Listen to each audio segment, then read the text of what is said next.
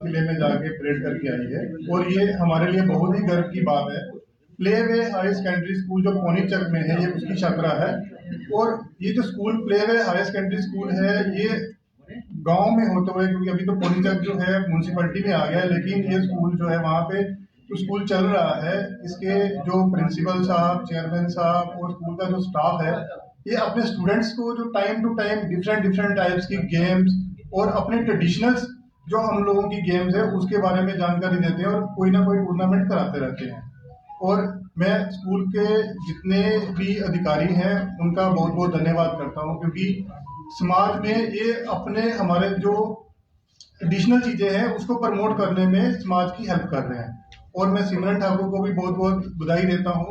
ये वहां पे जाके माननीय हमारे प्रधानमंत्री जी नरेंद्र भाई मोदी जी के सामने और हमारी प्रेसिडेंट द्रौपदी मुर्मू जी के सामने जो है वहाँ परेड करके आई।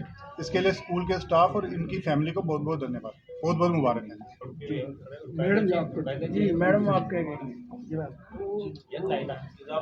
I am Cadet Simran Thakur from PWH. I am Cadet Simran Thakur from PWHS Higher Secondary School पोनीचक Jammu.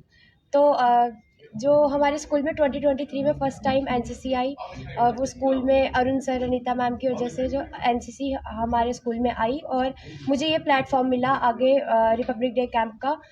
तो first of all NCC training academy Nagrota में हमारा 40 डेज़ का सिलेक्शन प्रोसीजर रहा, जो 4 प्री आरडीसी फेजेस थे, उसमें 600 कैडेट्स ने जो पार्ट लिया और उसमें से सिर्फ 127 कैडेट्स की सिलेक्शन हुई फॉर दिल्ली।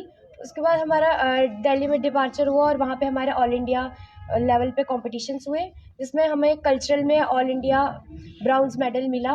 और जो मेरे एएनओ सर हैं राहुल कुमार सर, उनका बहुत रोल रहा है, क्योंकि 2019 में उन्होंने भी रिपब्लिक डे कैंप उसके पार्ट थे और उन्होंने मुझे आगे ट्रेनिंग दी ताकि मैं भी जो रिपब्लिक डे कैंप का पार्ट रहूं। उन्हीं की ट्रेनिंग की वजह से मैं आगे परफॉर्म कर पाई।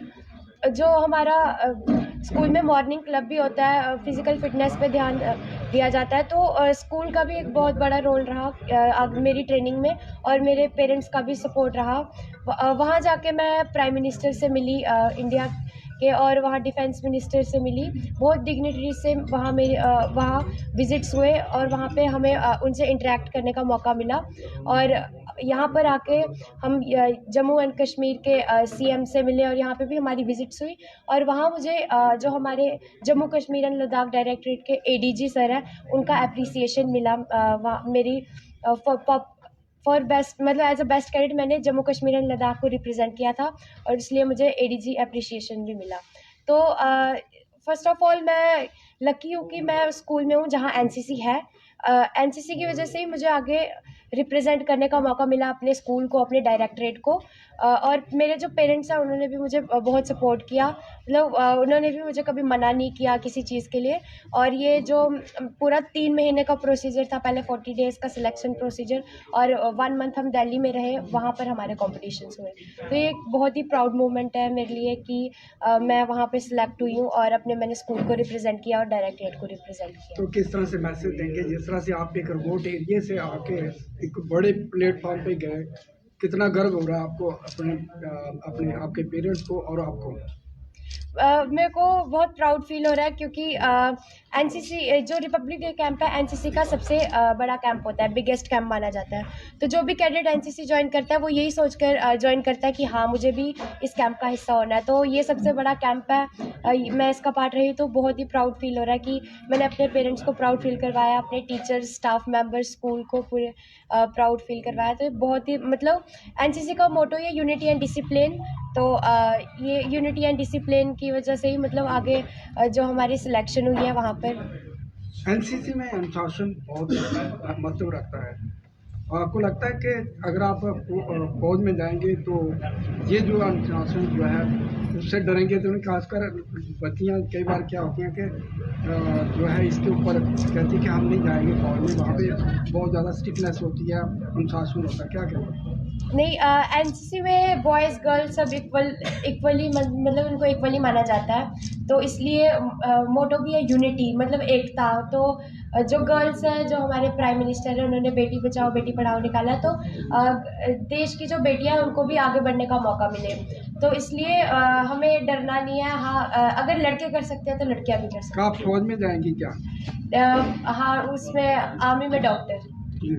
तो मैम आप क्या कहेंगे? आप सब यही कि हर घर में जैसे मतलब बेटी बेटा में कोई फर्क नहीं होना चाहिए, हर चीज़ में मतलब ऐसे हम गांव के रहने वाले, उधर से उनके शुरुआत में सिमरन को इधर प्ले वे स्कूल में डाला, तो हमें स्कूल भी बहुत मतलब स्कूल की वजह से भी स्कूल ने भी बहुत साथ दिया हमारा। जो इधर का स्टाफ है मतलब एनओ सर ने भी, स्कूल का जो स्टाफ है वो बहुत मतलब डिसिप्लिन में हर चीज़ में सबसे नंबर 1। जम्मू कश्मीर से एक ही कैडेट है जिन्होंने पार्टिसिपेट किया था?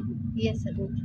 आज भी मानसिकता जो है पेरेंट्स की होती है कि लड़का होना चाहिए। जब आपके घर में ये बेटी पैदा हुई तो किस तरह का माहौल रहा? क्योंकि अक्सर देखा जाता है कि जब बेटी पैदा होती है तो लोग जो है परिवार के नहीं सर, हमारे घर में वैसा नहीं है मतलब बेटी बेटे में हमारे घर में कोई फर्क नहीं। हाँ, तो होना भी नहीं चाहिए।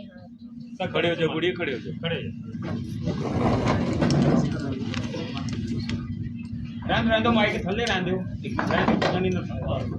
आने दी काली जाने दी काली, इसको सामने रखना, इसको कर लेना सामने, भैया सामने जो सुनने सामने देख सामने देखिए आप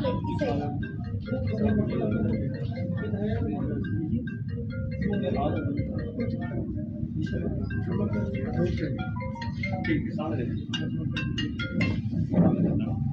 ठीक है।